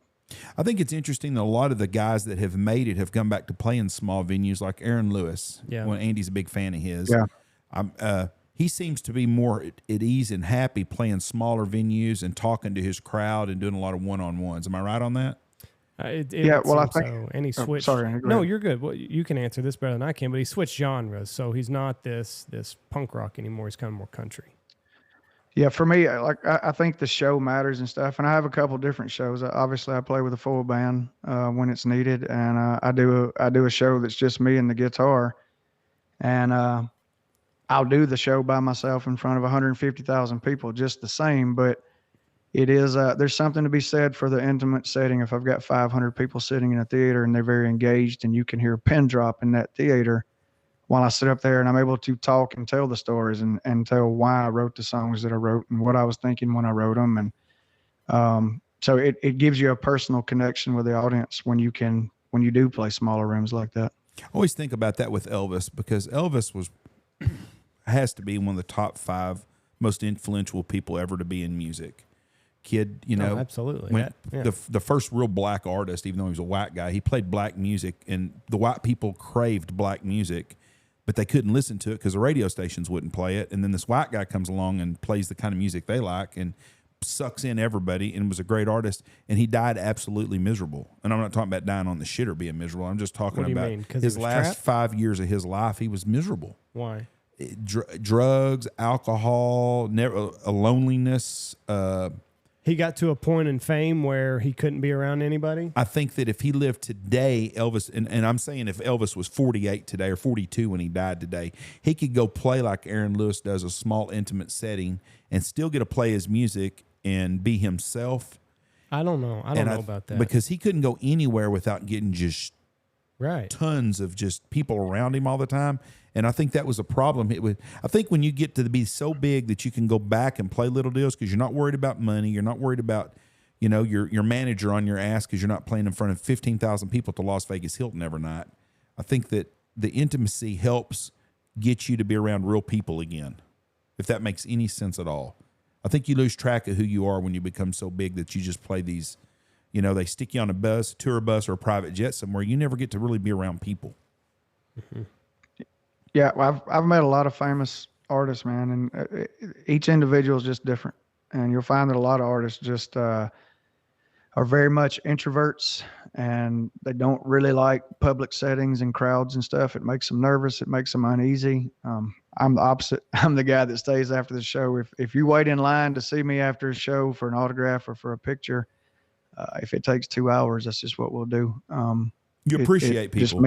It means so much to me that people give a damn enough to stand there and wait in line just to talk to me or take a picture. That's I'm not used to it yet. It's still wild. It's crazy when somebody comes up and says, "Oh shit, you're MarDe Brooks. Can I have your autograph?" That catches me off guard every time. But I remember being a kid and meeting famous athletes and stuff like that. Or NASCAR was a big thing for me when I was a little kid, and getting to meet the icons of that sport or whatever. I know what it's like to be a fan, and I know how much it means to the fan when you give them that time. And so as long as I'm able to, man, that's one thing that I try to make sure I do is give the fans and stuff as much of myself as I possibly can. See, I think Elvis was an introvert. I guarantee, but he got to a point where that was his only refuge. That was his only sanctuary from the craziness of his life, was putting himself in his room and eating peanut butter, bacon, banana sandwiches or whatever the fuck he was making. Don't talk bad about my man. I mean, but he reached a level where going outside was not an option for him. So he had to become this recluse, just like Michael Jackson. Michael Jackson, you could probably make the same case for. He built Neverland Ranch so that motherfucker never had to leave. Well, Elvis liked the ladies. I mean, but you can't. Like, you can't go to Elvis couldn't go to the grocery store. Can't go to the movie theater. Not unless you rent the whole damn thing out yourself or whatever. Just because, but I mean, people physically won't let you. And as famous as those two were, I mean, they would probably have to literally be worried about being torn apart. People ripping your clothes off, whatever. Can I get a piece of their hair? Whatever. Like, people are insane. I think it catches up to them because my girlfriend, Britney Spears, is that way now. Boy, she's a fucking out there weirdo now. But I think a lot of her problem is the paparazzi and all that shit, and they kept her secluded for so long. And she's certifiably could be put in a straitjacket. How can you be normal, though? Sure. She was famous at 12. I was about to say, there's some of these are so young when it happens. Like, just imagine when you were 19 years old, if I handed you $100 fucking million, like, what are you're about to, it's going to be a shit show. Yes. I couldn't handle $100 million at 19 years old. There's no way. I don't know. I can handle $100 million at 34 years old. Well, I'd like to try. At 54 years, I'd be a horse's ass, but I'd sure have a lot of fun being a horse's ass. But I mean, just think about it. Britney Spears, she was on the Mickey Mouse Clubhouse at like 12 or 13. And then she put out her album. I think her first album, she was 17 or 18. And she was a sex symbol since then. And selling out arenas, and just there's not a shot in hell that she could be a normal person. It ain't gonna happen. And very exploited by her dad and her parents and everybody. She was a money machine for them. And what kind of paranoia does that develop in your brain? Like you become this cash cow to your parents, and then the doubt creeps in of like, do they actually love me, or do they just love what I've been able to provide for them? And I mean, it's a slippery slope. People think that money is this great thing, but at that level, I think all it does is complicate things. Two of the most exploited kids in the world is Britney Spears, and one of them wasn't a kid. She was in her early 20s, is Kim Kardashian. Yes. Both parents were exploited by their kids. Kim Kardashian's mom's got a place in hell for her. Anybody that has someone do a sex tape with your daughter to make her famous is weird. I mean, that's fucking some weird shit. Super weird. Have you seen what Chris said about that? She said, as a mom, sex tape is, I'm furious. But as a manager, not that bad of a deal. It's like, what kind of fucking answer is that? Like, you're her mom first. You're not her manager. Yeah, this is your daughter. Not a daughter. This is your daughter. Yes, yeah. Not just somebody off the street, and like not just somebody that, maybe we could turn her into something. This is your daughter. This is somebody that you should have. above anything else. You should have her best interest in mind. And she clearly did not. She is a good Or maybe she did. Maybe this is what Kim wanted. She is another good looking sumbitch, though. Chris? No, fuck no. She's nasty. Kim Kardashian is good looking. She is. Kim Kardashian, if you did not know her past and you didn't know she had more black penises in her than a bus stop bathroom, you would think that she was one of the hottest chicks ever. She's very good looking. I'm telling you. She's very good looking. So your second album, when are we looking at? When's the release of this going to be? So we're still a work in progress. We got 5 songs are done and completed off of it. How many are you hoping for? 10? Is that your sweet 10, spot? 10 is where my magic number is, and I've got most of those written already. But the first single comes out August 26th, though. I'm not holding it till it does. I'm actually going to be dropping music probably every month for the next year. I'll have something new coming out. But Hold the Wheel comes out August 26th, and super proud of this one, man. It's a good bop. It feels good. It's a happy, upbeat song, and I can't wait for the world to hear it. Now, what you said you sing hard. You've got this intensity to you. What are you doing to protect your voice and your vocal cords? Is there anything crazy that you do? Just hoping. Just hoping that it lasts. As honest as I can be. So I actually went not long ago to the ear, nose, and throat specialist and just had them run the light down my throat just to look at my vocal cords and see what kind of condition they were in, make sure I didn't have any nodes or any problems now, and everything looked clear. But I ended up there just because I told the doctor, I was like, Doc, I seem like I get hoarse a little faster, and it's taking longer for my vocals to heal and before it gets, back to crisp and pure. And he's like, well, you're getting old. Yeah. and, right. And basically that was his answer. Your vocal cords are a muscle, just like every other muscle in your body. And over time, they just don't heal as quickly as what they used to. So I've just tried to be more mindful of when I sing. I try not to sing unless I'm performing, unless I'm just singing quietly, if I'm writing or whatever. But I don't just sit on the couch and belt it out like I do at a live show. Right. But and then when the show is over, I used to hang out and I'd get the guitar and I'd go play more songs. Like I have to stop doing all of that now. And when the show is over, it's over. But I just, I try to stay hydrated. I drink a lot of water. I know I joked about it earlier, whatever, but I seriously try to drink as much water as I can every day. And, but yeah, no special routines. I'm not doing any special vocal exercises or anything to maintain it. Do you drink, I wonder if something like tea, like green tea, herbal hot tea would do anything to help soothe your vocal cords?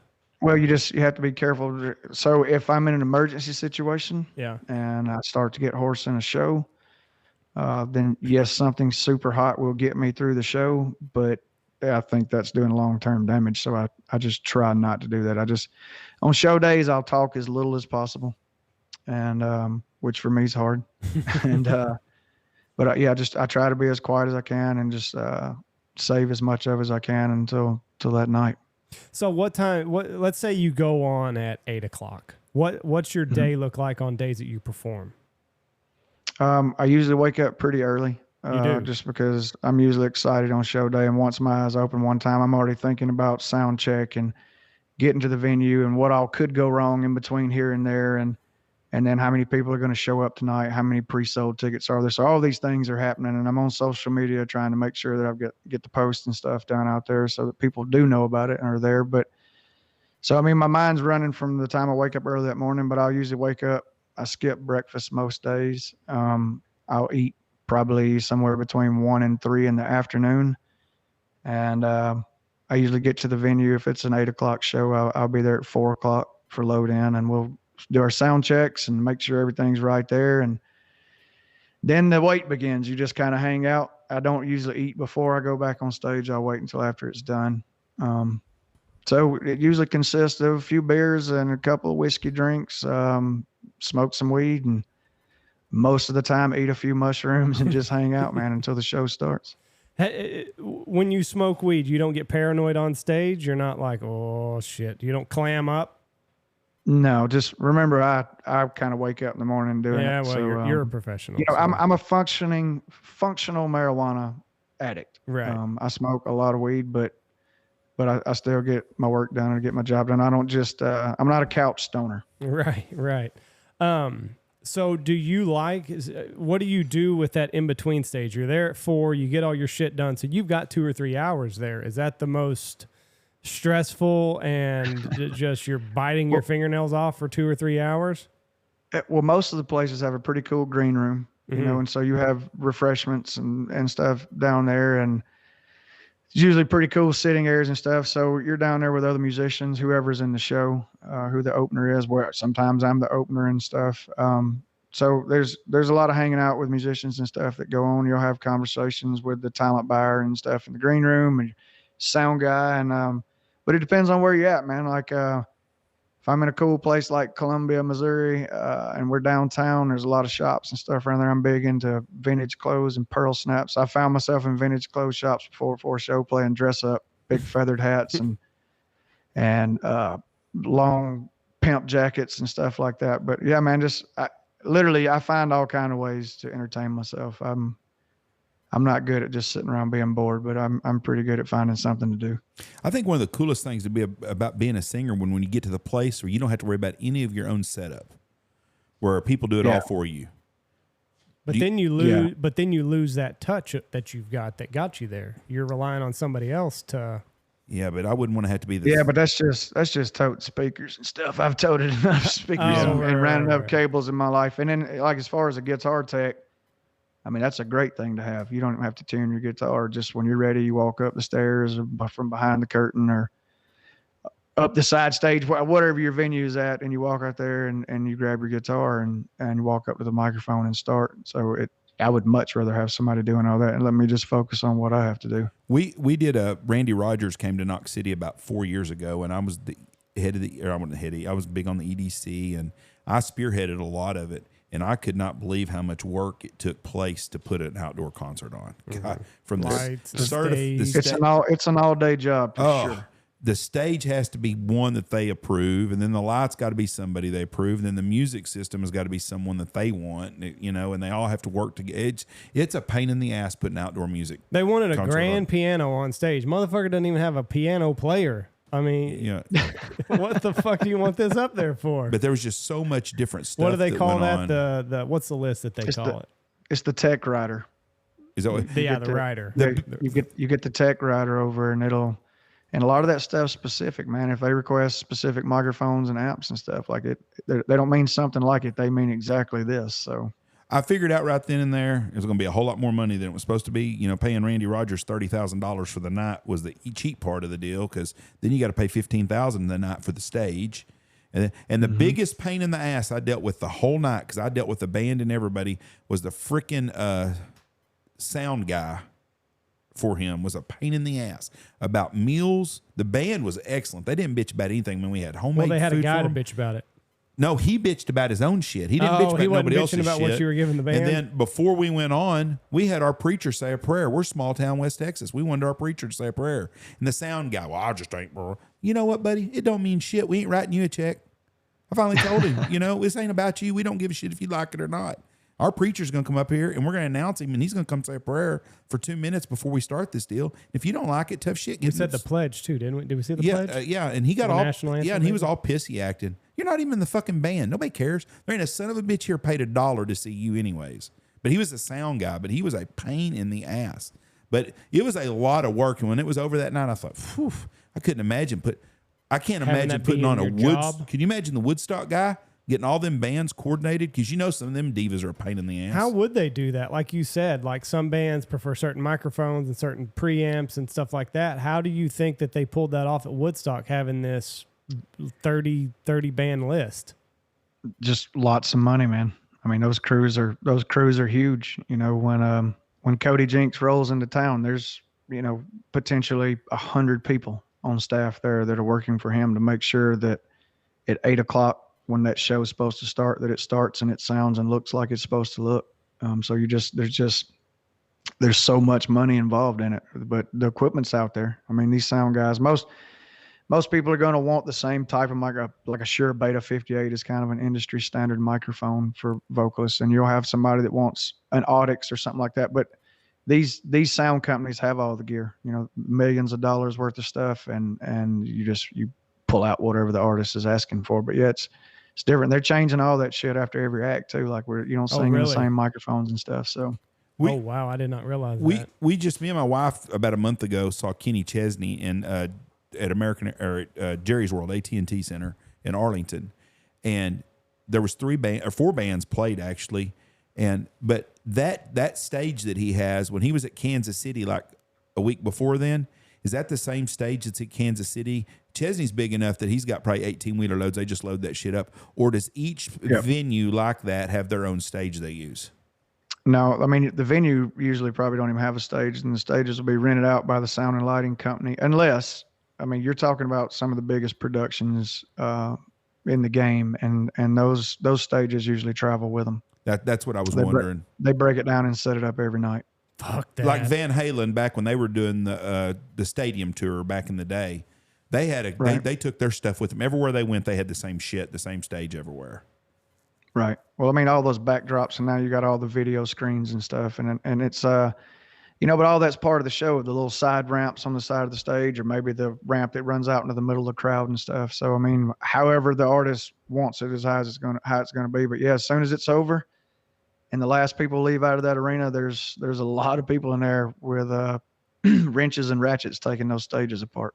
Fuck that. That's a lot of work. I didn't realize it. It's funny, like when we went to Aaron Lewis, he would like tell a story, but he would strum his guitar and he was rekeying his guitar, I guess. And it's funny whenever you see these things because now I pick up on it. And at first I just thought he was telling a story with a little melody, but he's actually, and it's fascinating that you know, guys are able, or gals are able to hear where they need to be, focus on the guitar, but also tell a story and focus on the crowd. My mind does not. I can't multitask like that. I don't think. Yeah, it's I mean, it's again, man. You do this every night, and if you did anything every single day of your life, you're going to get better at it. But the difference in what you're watching and the amateur guy says something like, "I'm sorry, guys, my guitar's out of tune. Give me just a second," and they just back away, and they're all like fiddling with their strings and stuff. And somebody that's been doing it forever, you're watching your tuner with your eyes and you're doing everything you need to do. But instead of having awkward silence on the stage, you tell a story, you make the people laugh. You find ways just to continuously entertain. When people buy a ticket for a 90-minute show, they want 90 minutes of entertainment, not 70 minutes of entertainment with 20 minutes of you tuning your instrument. What's the first song you ever did that you learned someone else's music? What's the first song that you learned how to do? It's just all the way through. Probably Every Rose Has Its Thorn. That's the one you learned where you're like, damn, and I know how I can play guitar now. I was gonna say Smoke on the Water. Everybody learns Smoke on the Water. Water. That was Smoke on the Water was the first thing I learned with one string. Like that was my first. I was like, oh, I can play the guitar now. I just played Smoke on the Water, and I didn't play Smoke on the Water at all, but it, trash on one string. And but yeah, man, like I started learning simple things. Mary Had a Little Lamb, Smoke on the Water. Then I started figuring out how to play the Star Spangled Banner. Oh wow, that's a tough on one one. string. And you start getting an understanding and an idea of all these different notes on the guitar, and I think that's the way most people start is one string guitar. Have you seen Hendrix play is it Star Spangled Banner? Yes. Right? Yeah. Hendrix. Yeah. That'll give you chills whenever you watch it. His guitar was usually out of tune too, and it still sounded awesome. So that's it is out of tune. Impressive. I don't know what I'm listening for. It's out of tune most of the time. A lot. There was a lot of flat and sharp notes and stuff on his guitar, but he was still one of the greatest guitarists. He was so far ahead of his time, man. Like nobody was doing the stuff that Jimmy was doing when he did all this, and that's one that I really, really hate get out of here way too soon, man, because I would love to have seen what he would have done for music if he was still around, or if he'd have made it into his 60s or 70s anyway. Him and Kurt Cobain, same way. I don't know. There's something about that rock star. What's the saying? It's better to burn out. It's better to fade out. It's bad better to burn out than fade away. Better to burn out than to fade away. And yeah, I mean, when you look at guys like Hendrix, I think he left at his prime, and like you said, people always, man, I wonder what he would have done, but he might have just been a fucking heroin addict the rest of his life and a piece of shit that lived into his 60s. Yeah, But maybe, but I maybe, but I don't know, he man. might have been As a creator phenomenal. myself, like just as you mature a little bit in life, you just know so much more about life. I don't know. Like I said, I just think it would have been interesting to see what he could have done. He could have just shit the bed and been terrible. But when you're that kind of good and that kind of icon, just to be gone at 27 years old, it's a disservice to the world. The world is lacking new music savants or whatever you want to call them, because I'm older now and I don't listen. Plus, times have changed. People don't listen to the radio no more. 30 years ago, I'd still listen to the radio every day because that's all you had. So I would know I would know more of the new music coming up. But the big concert venues and stuff are put on by older people. I mean, I don't know a new band that's come out in the last 5 years that's just filling up concerts everywhere. And I'm sure there are. I just don't know who they are. Yeah. Yeah, I was talking the other day to somebody. I was like, "Where's all the new rock and roll bands?" There was a time where there was new rock music, new rock bands all the time, and I don't know of any. No, not that they're making significant headway in the world of music. Like in the 70s, there was new bands all the time, and even in the 80s. Well, and just getting your music out there has changed in such a significant way that you almost have to have. Well, you do have to have this big social media presence. You can't rely on traditional AM, FM radio anymore. Yep. It's the whole Spotify thing is a real thing. And I encourage you, if there's people out there and you find an artist and you like their music and stuff, go click the follow button, look them up on Spotify, stream it. Those algorithms and stuff matter so much. And even venues now, when your agents and stuff reach out to these venues, or even when they approach you, one of the first things they do is go to Spotify and see how many monthly listeners you have. Really? And it's a big player in the game right now. So as an aspiring artist and stuff, yeah, man, like I try to, as many people as I can get listening to the music and streaming on Spotify, all that stuff helps so much. So it's gotten away from record sales. It's all about the streams and how many people are listening to you on a monthly basis. That's the new standard.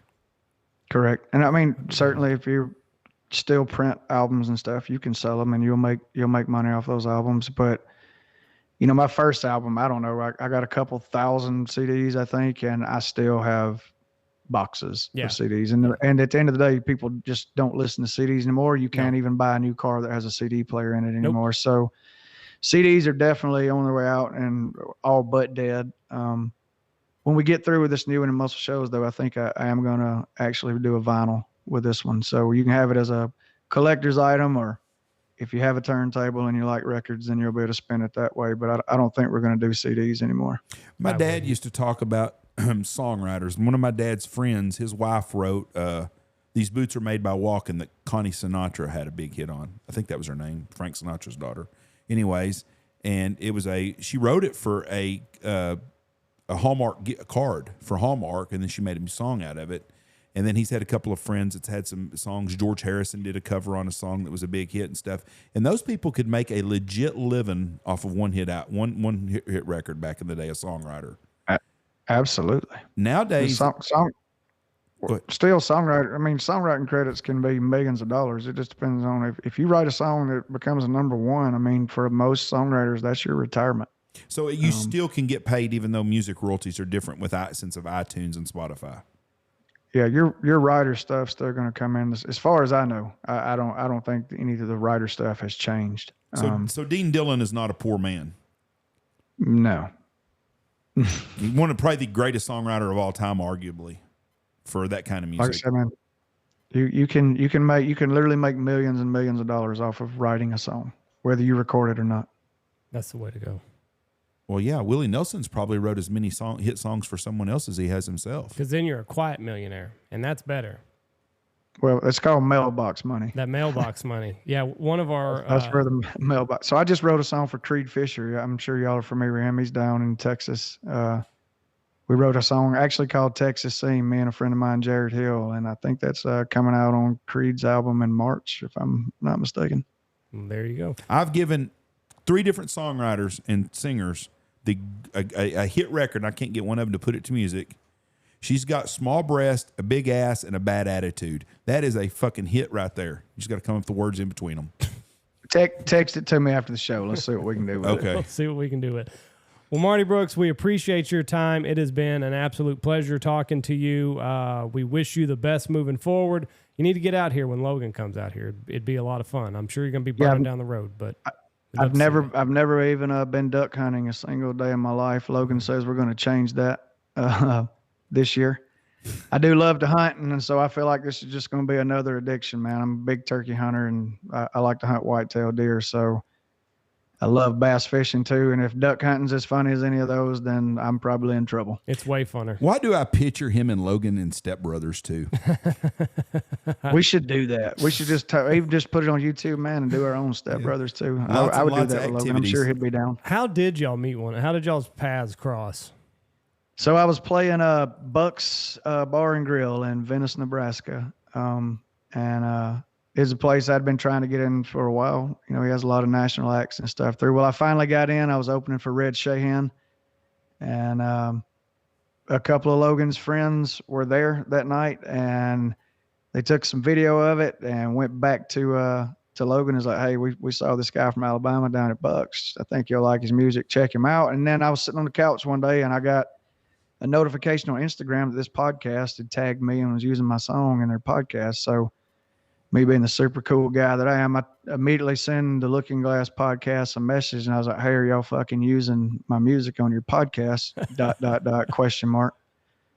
And then I saw Logan type and then stop typing and then type and stop typing. And I was like, shit, I've made him so nervous, whatever. So I responded before he could. And I was like, I'm just fucking with you, man. I think it's super rad. Thanks. You know, appreciate it. Well, Logan just straight up asked for my cell phone number, which I don't just normally give out to strangers. And I was like, I don't know. That day I was like, what the hell? Let's see what happens. So I sent him my number, and I don't know. We started talking on the phone. Next thing you know, he had me on the podcast, and hell, I've moved up there to Fairfax, Missouri, right down the road from him right now is where I'm basing myself out of at the moment. Logan's one of the nicest individuals that's on the planet. I mean, he truly is. He didn't send you a dick pic, did he? No, but he actually told me he was going to send me a few during the podcast. Is why I keep looking over. Unfortunately, I didn't get any from him. I didn't expect it to be anything super impressive by the way he talked about it. But yes, he is a gem of a human being. His entire family are just incredible. Logan and the Pyatt family are super awesome. Yeah, they're really, really good people. Lots and lots of activities. Y'all could be the Step Brothers number 2. Y'all could. Y'all could do it. Oh man, I think we might be onto something with that, guys. There you go. Well, we're gonna let you get out of here, Marty. It's been a pleasure talking to you. Hopefully, we'll see you this winter. And Andy, real quick, can I Yes, just sir. say, like, if anybody intrigued by my story and stuff, whatever, follow me on all the social medias, man. Look it up on Spotify. Check the music out, like for real. All that matters, and I appreciate every single person that comes on and listens, and everybody that follows the social media pages as well. And thank y'all so much. Where you gonna be in concert? What's your next concert? I've actually got a show next Tuesday with a new band in Jefferson City, Missouri, and I'm embarrassed because I don't even know the name of the venue. And I've got a few shows at smaller places in Missouri coming up, and then I'm actually getting my first vacation to the beach in a very, very long time. So I'm super excited about that. Where are you going? To Port St. Joe, Florida. It's on the St. Joseph's Bay, close to Apalachicola.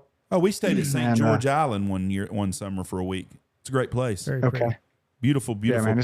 beautiful place. Yeah, we got a place out on the pass out there, so we can actually drive out on the beach and stuff. I'm looking forward to it. It's gonna be a good time. Did you play at the Jungle Room or something somewhere in Missouri that Logan The went to Jungle see? Bar, yeah. The Jungle Bar. He tells me, he goes, they smoke cigarettes in this bar. Can you believe that? I haven't been to a bar since probably 1995. I assumed all bars still had cigarette They smoke. smoke cigarettes. I didn't know that the bars were smoke free.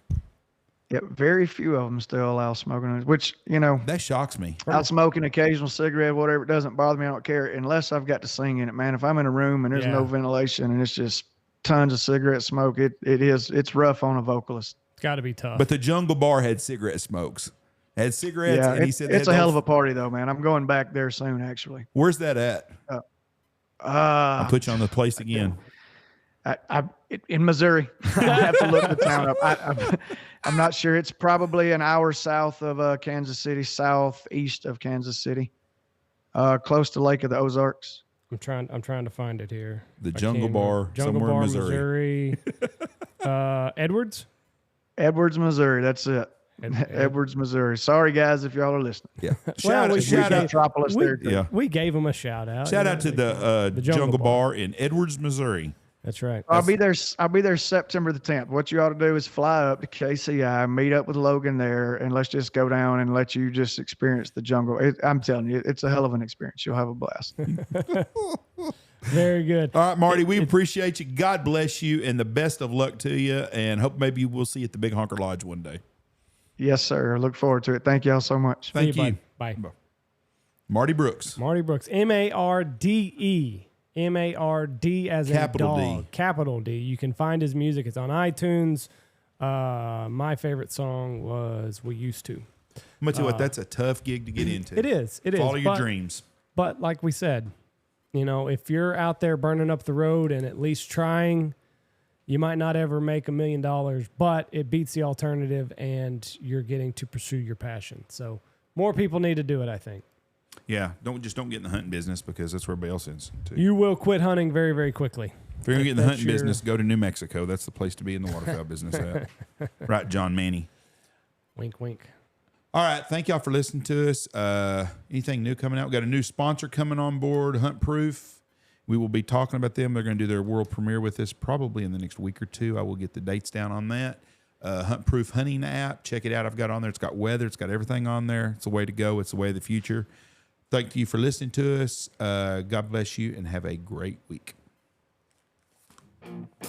Check out all of our wonderful sponsors. Go check out Bangtail Whiskey, Stanfield Hunting Outfitters, Dirty Duck Coffee, Ducks Unlimited, Double T British Kennels, Alpha Outdoor Specialties, the Looking Glass Duck Club Podcast, Mr. Logan Pyatt, Lucky Duck, Shin Gear Waders, Gun Dog Outdoors, Pacific Calls, Dive Bomb Industries, and Boss Shot Shows.